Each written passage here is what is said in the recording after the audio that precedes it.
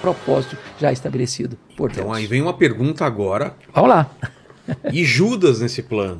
Boa Quando pergunta. Judas traz Jesus, é Satanás que está traindo, ele está tendo livre-arbítrio, ele está fazendo uma vontade dele, ou ele está cumprindo uma profecia, então ele é sacrificado em nome de Deus, e aí é perigoso que eu até vou falar, mas me entenda, só para a gente, Jesus estaria precisando que ele traísse, senão não aconteceria.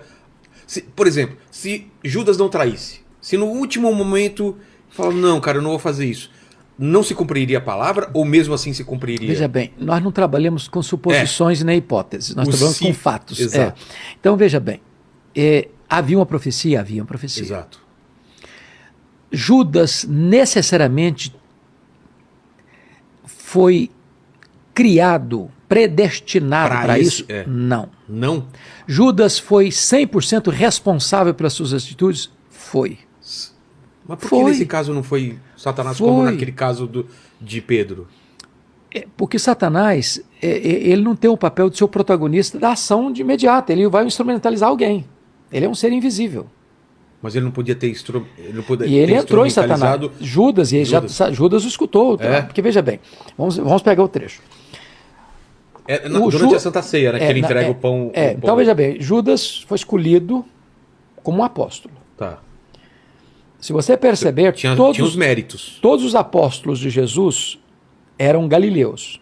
Só Judas não era galileu. Judas era judeu, era da Judéia. Qual o significado disso? Significa que não tem. Porque os judeus tinham uma classe mais instruída. Tá. A Galileia tinha uma instrução maior. Lá na Galileia, na Judéia tinha uma instrução maior. Lá na Galileia era chamada Galileia dos gentios. O pessoal era mais simples? Mais simples, pessoal mais rural. Entendi. Tá? Então, Judas não só foi escolhido apóstolo, mas foi o único que recebeu um cargo de confiança. Que era tesoureiro. Que era tesoureiro. Então, quem cuidava do pagamento das coisas era o Judas, recebia o dinheiro, pagava e tal. E ele tinha a plena confiança dos seus pares. Até no final, se você perceber, lá quando Maria, lá em Betânia, pega aquele vaso de alabastro com um precioso perfume de nardo puro. É ele que fala aqui. Vai gastar com... caro isso daí, é desperdício. Que é isso, podia vender esse negócio aí, 300 denários, dava aos pobres e tal. E lá em João 12 diz que ele fez isso, não é porque ele era filantropo, não. Ele era ladrão. Ali diz que ele era ladrão. Ele estava interessado nessa grana. E o contexto histórico prova que ele saiu dessa noite lá em Betânia para ir lá em Jerusalém, 10 quilômetros, para vender Jesus por 30 moedas de prata. Foi aí? Foi aí. E aí diz o texto que ele aguarda uma ocasião oportuna para entregar Jesus. Aí veja a malignidade do coração de Judas. Porque quando Jesus está à mesa, na Páscoa, na quinta-feira à noite, Jesus lava os pés dos discípulos. Lava os pés de Judas. Quando Jesus está comendo, Jesus faz uma declaração espantosa. Um de vós há de me trair. O pânico entre eles. Quem, Senhor? Quem? Porventura sou eu? Porventura sou eu? Porventura sou eu? Porventura sou eu? O Judas tem a cara de pau de perguntar, porventura sou eu, Senhor? Tu o dizes. E Jesus o revela ainda mais. Aquele que meter comigo a mão no prato, esse me trairá. E diz a Bíblia que nesse momento Satanás entrou nele. E ele saiu. E os discípulos confiavam tanto nele que acharam que ele, como tesoureiro, tinha saído para comprar alguma coisa, estava precisando ali para o jantar de Páscoa. Não duvidaram. Quando ele lidera a turba no Getsemane, porque ele é quem lidera a turba armada, e vai dar a senha, ele beija Jesus. E Jesus ainda diz a última, amigo, por que vieste? Com um beijo traz o Filho do Homem? O que é isso, por que vieste? Porque Jesus estava até aquele momento tentando ganhar o coração dele, conquistar o coração dele. E ele endurecido. E aí o que acontece? Ele reconhece o erro dele, mas não chega ao arrependimento, ele só vai ao remorso, porque você sabe que arrependimento, metanoia, tem que ter 3 elementos. Arrependimento é um círculo que empreende razão, emoção e vontade. Judas conseguiu dois aspectos do arrependimento, mas não chegou no terceiro. Ele reconheceu o erro dele, confessou o erro dele, devolveu o dinheiro da traição, ficou triste, mas não se voltou para Jesus. Não pediu perdão. Não pediu perdão. Aí selou o destino dele com suicídio. Se você olhar o pecado de Judas e de Pedro, o grau é o mesmo. Pedro negou Jesus, negou reiteradamente, negou com blasfêmia. Mas o Pedro se arrependeu, chorou, se voltou, foi perdoado. Mas ainda fica a pergunta, Judas só fez aquilo por causa da profecia? Não, o Judas tinha uma profecia? Tinha. Mas Judas era absolutamente responsável pelas atitudes. Em momento algum, Judas vai poder dizer, olha, eu fui predestinado para isso, então não tinha outra opção. Ele era um ser livre para tomar a decisão dele. E tomou a decisão errada. Esse aqui é o ponto. O homem é 100% responsável pelas suas decisões. Entendi. Então, quando ele se arrepende, ele se enforca, né? Ele não se arrepende. Ele tem remorso. Judas não se arrepende, ele se enforca. Ele não se arrepende? Não. Porque mas ele se enforca? Não.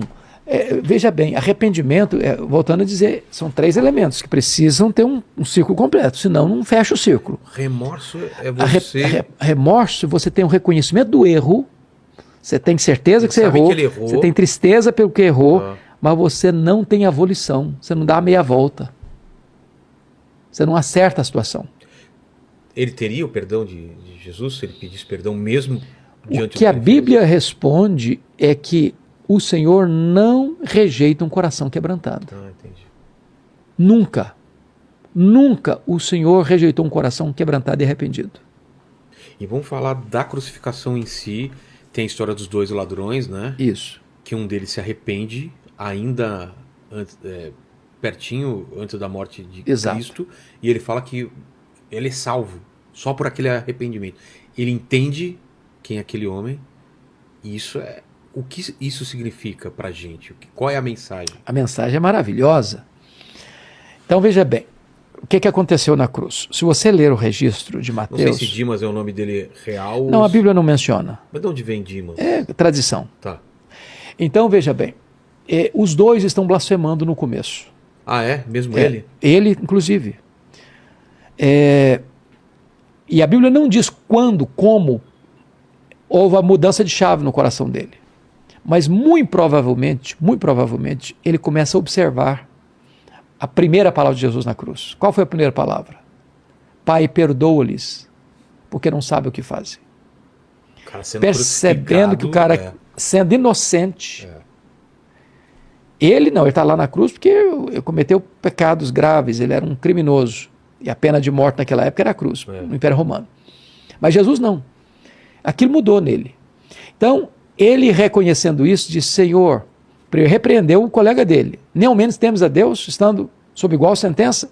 Nós, por justa razão, estamos aqui. Mas esse nenhum mal fez. Aí ele se volta para Jesus, Senhor, lembra-te de mim quando vieres no teu reino. E Jesus responde, em verdade te digo que hoje mesmo estarás comigo no paraíso. Então, o que tem isso a ver para nós? Primeiro, mostra que a salvação não é pelas obras. Com certeza, senão ele não conseguiria. Se fosse, ele não era o cara. Exato. Segundo, salvação, ela não é fruto de qualquer rito religioso. Que não deu para descer da cruz, ser batizado, frequentar a igreja e tal, cantar no coral. Terceiro, a salvação não é um caminho que eu abro da terra para o céu, com as minhas próprias mãos, com o meu próprio mérito. Então ninguém chega no céu dizendo, eu vim aqui receber a medalha de honra que eu mereço. Sou um cara maravilhoso e eu mereço, então vim receber meu prêmio. Não. Salvação é uma expressão exclusivamente da graça. Não mérito humano, é graça de Deus. Recebida imediatamente. Não é lá no final, não é agora. Agora. No momento que você creu, nesse momento, você é salvo. Jesus disse em Mateus 6,47 assim, em verdade vos digo, quem crê tem a vida eterna. Simples assim, profundo assim, misterioso assim. Entendi. E agora vamos para os tempos finais.